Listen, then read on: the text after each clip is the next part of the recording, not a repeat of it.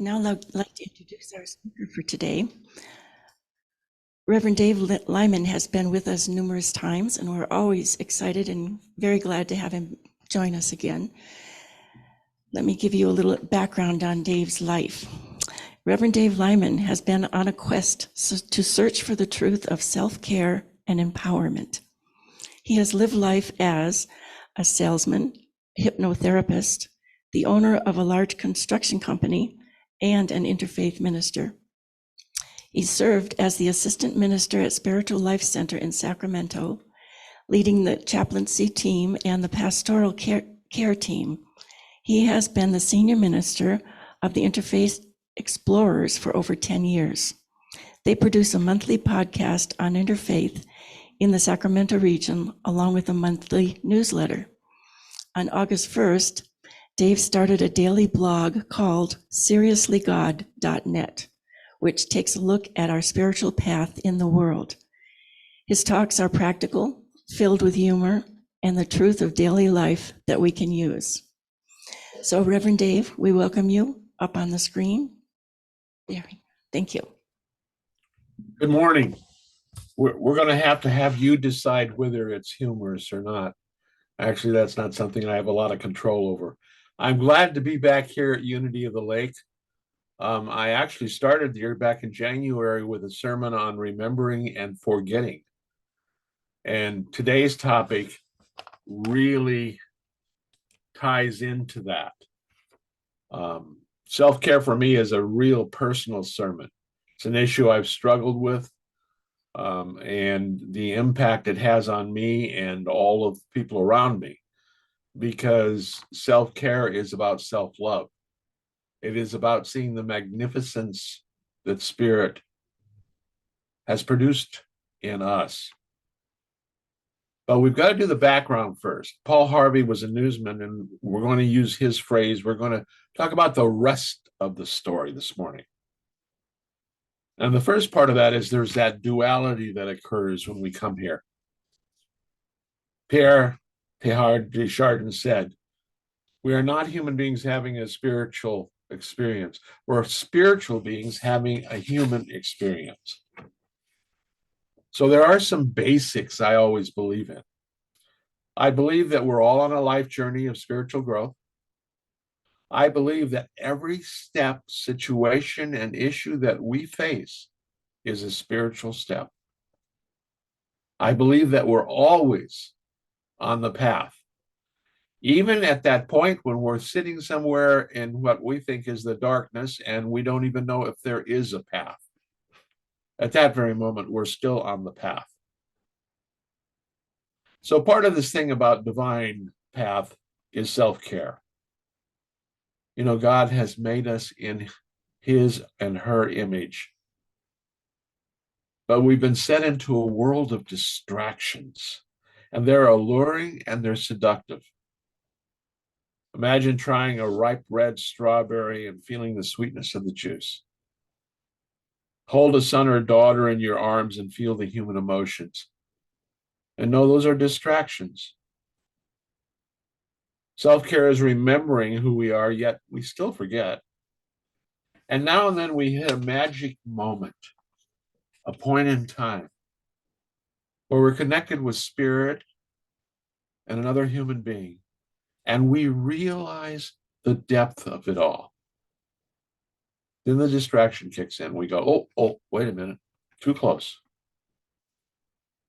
Self-care is a deep part of these magic moments.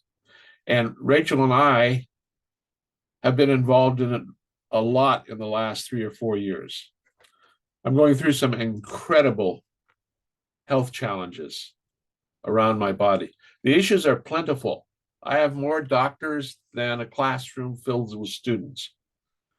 And it impacts my mobility, my sleep, and everything in my life. But in the midst of the process,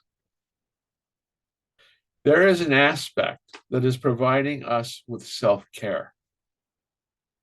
It is the divine steps that we take as we get deeper and deeper in this process, seeing each other.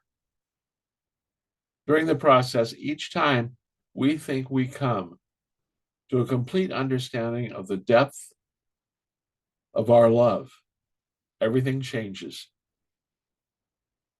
The bottom drops out. It gets deeper. It feeds us in a more precious way. I guess if there was anything I would change about it, it seems like a lot of our profound and precious conversations occur at 3 o'clock in the morning. But that's the give and take. Now, things get in the way of our self-care for all of us. There's an aspect we all have. We're all my 2-year-old stepchild, or me when I was 2 years old. Because we believe at that point in time that all the good things happen just after we're put to bed. All the good things happen someplace else. And that impacts us because we'll stay awake too long, eat foods that impact our body, make decisions based on quick results so that we can be where the action is. But self-care is a lot like insurance. It seems silly to pay for insurance until the moment you need it. I'm reminded of a 75-year-old man I met some 30 years ago who said to me, I would have taken better care of myself if I had known I was going to live this long. So in my personal relationship with self-care, there has been a lot of give and take, but it's been pretty iffy. For years, I figured the way to get started in the morning was with caffeine and sugar, and I'd let that energy drive me through the day. In the end, this wears down our bodies. Then God said, okay, now here's a way to learn the lesson a little deeper. I became the leader of a thriving prayer chaplain program at my home church for some 9 years. The further along I got in the program, the more self-care became obvious as one of the steps each of us must take. One of the tenets of the prayer chaplains is to stay prayed up. This means that if I'm going to pray out loud with someone, I need to be in a state where I was prayed up. I was current with my prayers, with my connection with Spirit. We discovered more and more the only way to hold sacred space for others is the ability to hold sacred space for ourselves. Self-care is the divine side of our daily life. It's the crux of the matter. And our ego is constantly providing obstacles. It's quite all right to see the self-care for other people and hold sacred space for them. But in the moment, in the morning, when we look in the mirror and state, I am magnificent, here to be divine, all our inner voices we have start to object. That voice starts to come up and says, well, who are you to say that you're magnificent? How else could it be? Every time we sit down in front of a television, every time we see a video, we are reminded that we're not using the right deodorant, we're not driving the right car, we're not using the right makeup, we're not joining the perfect dating site, or all will be lost.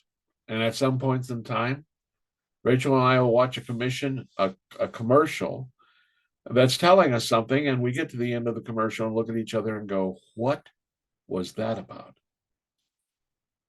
Yet in truth, the divine shines bigger with the truth that we are complete and whole. Not only that, but the divine knows. God didn't send us here with an instruction manual, but he did send us here with all the answers. I was a hypnotherapist for some 10 years, and I discovered in all cases when a client slowed down and deep connected within, the answers would arise to the surface. Paulo Coelho is the author of a book called The Alchemist. The book was the story of a man on a quest to find a treasure at the base of the Egyptian pyramids. Throughout the book, he has adventures. He learns many life-changing lessons. And in the end, he discovers the treasure is buried where he started the journey. The quest was really not about finding that treasure in the world, but discovering that the treasure really was within all along. As I said, we have all the answers, but we don't always have the means to reach the answers. Self-care is the process of always moving forward to find what will feed us spiritually and physically. Self-care is about the balance in our lives. It's about loving ourselves. We are lovable. And I'm saying that pretty much for myself. We are lovable. So everyone take a deep breath for just a moment. And I want you to have in your inner voice, let your inner voice say right now, I am lovable. Say it again. I am lovable.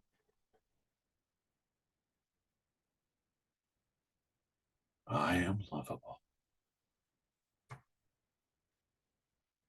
The most amazing thing about self-care is all the steps are things we know. I'm preaching to the choir this morning. You all know this. I know this. And yet we must be reminded because it's so easy to be distracted. It's part of that remembering and forgetting. So in the end, simplistic as they are, I wrote down some things that I try to fight against all the time, but are true parts of the framework parts of self-care. So here we go. If you are one of those people that love notes and things to do, now is the time to pull out your pad so you can write these down. Number one, make sleep a part of self-care. Rachel and I have come to a part of our lives that we know when we're tired, we can take a nap. And it doesn't have to be a long nap, just a quick, short one. Number two, take care of your gut. The foods we eat impact us so much. I love Mexican food, but I must be aware of the terrible impact it has on my body. So there's a balance for me. Next is exercise and movement. And I was so surprised when I hit my mid-70s how easy it is not to move and how simple it is to try to take 10 minutes every day and just do simple movement. Number four is a biggie for self-care, especially for people who are in unity or in a church. And that is say no to others, say yes to your self-care. No is an okay answer. Now, let me rephrase that for all of you. No is an okay answer. We know how to be there for other people. It's about being there for ourselves. Number five, take a self-care trip. Get away now and then. We forget overwhelm is not a place we have to live. In this world, it is a place that we seem to be funneled into. But it is our choice to take a break. And a break can be taking a short walk, sitting outside, realizing we can't get up to do our work right now because there is a cat in our lap. It's personally feeding ourselves. Number 6, get organized. Now, I know everyone who's listening this morning has a junk drawer. We all do. Confess. My name is Dave, and I have a junk drawer. But we all have junk areas that are filled with chaos in our lives. It's that storage container filled with things that we were going to get organized. And we realize it's been 12 years since we put that box in the garage to work on. Clear some of it out, because clarity is lightness. 7 is schedule your self-care time. I've always had a day timer, and I found out a few years back that I can put in a 2-hour block, an appointment for time with my wife. And when somebody wanted to schedule something, I could say, well, I'm sorry, I'm busy that time. It's my time. 8 is to have role models.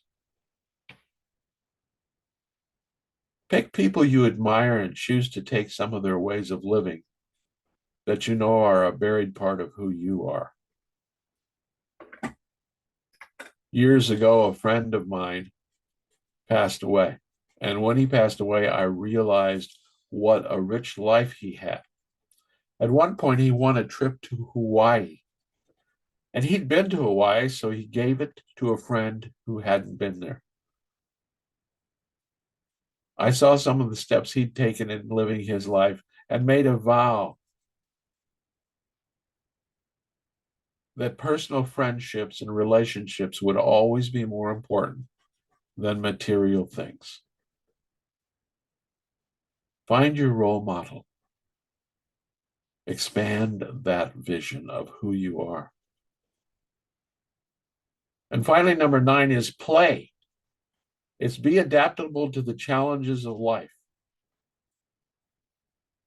Albert Einstein said there's really only one true question: is the universe a friendly place? Adaptability has to do with being able to play and relax, because we can get so serious. It is connecting on a deeper way. This week, I had a number of medical appointments, and when I did one of the medical appointments, as I came out of the office, I did one of the things I do in life now and then. I don't know where it comes from. I barked. And as we came around the corner, there was a young woman on the computer just laughing like crazy, wondering how a dog had gotten in to the medical building. Play is about not sweating the petty stuff, knowing it's all petty stuff, and realizing this is life. My wife taught me a phrase that when she first said it, I was both excited about the phrase and angry about the phrase. And I don't remember exactly the situation, but at one point in time, she just looked at me and said, well, honey, it is what it is. What a terrible phrase. That's like a rose is a rose is a rose from Shakespeare, but it's so true. It is what it is. So self-care is about day by day and action by action, learning deeper ways to love you. Love away. Start the process. It's about balance and self-care. It's about knowing that you are magnificence. We all have internal dialogue about this, and realize that any dialogue that goes on within our heads that's not about empowerment and not about self-love is not about self-care. And in your life, friends or family who are not about the magnificence of who you are not about self-care. God loves you to the width and depth of the universe. Can each of us do any less? So this week, continue self-care by standing in front of a mirror and looking at the reflection. Say out loud, I love you. If there are internal voices objecting loudly, then there are more steps in your self-care journey. But enjoy the journey. It's that last scene in that old-time movie where the hero looks at her and says, take care of yourself. So, take care of yourself.